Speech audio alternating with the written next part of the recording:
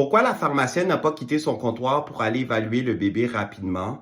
Elle n'était sûrement pas seule, on parle de vie ou de mort d'un bébé ici. Je suis tout à fait d'accord avec toi, un choc anaphylactique is nothing to be played with, c'est une question de vie ou de mort, mais le débat aussi s'ouvre. Est-ce que c'est vraiment le rôle d'un pharmacien d'intervenir dans une situation d'urgence à domicile? Et aussi, j'aimerais aussi vous expliquer un autre point de la réalité professionnelle et légale des pharmaciens. Oui, dans certaines pharmacies, il y a plusieurs pharmaciens en service, alors un pharmacien peut quitter la chaîne de travail ou même sortir de la pharmacie pour aller faire ce qu'il a à faire. Mais dans la très, très grande majorité des pharmacies, il y a un seul pharmacien en service. Et la loi au Québec est claire. Elle stipule que pour qu'une pharmacie soit opérable, pour qu'une pharmacie soit ouverte au public, il faut toujours qu'il y ait un pharmacien en service. Alors, t'imagines une pharmacienne qui est la seule en service à sa pharmacie, quitte sa pharmacie pour aller assister un patient chez lui qui est en crise à domicile.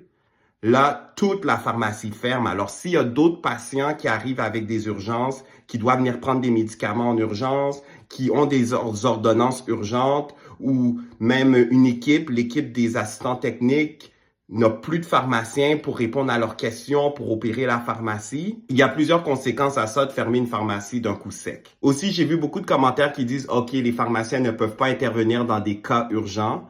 La réponse est non. Les pharmaciens peuvent intervenir dans des cas urgents.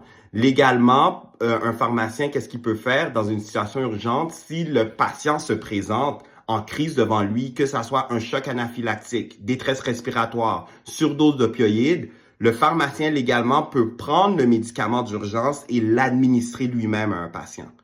La différence avec la situation avec le bébé, c'est que le bébé était pas devant la pharmacienne. Alors, le pharmacien pouvait pas faire une analyse rapide de la situation. Encore une fois, je le répète, on n'était pas là, on sait pas vraiment qu'est-ce qui s'est passé concrètement entre la pharmacienne et le policier, qu'est-ce qui s'est dit, l'information qui a été échangée, on ne le sait pas, on peut seulement que spéculer. Moi, je vous présente seulement la réalité professionnelle des pharmaciens.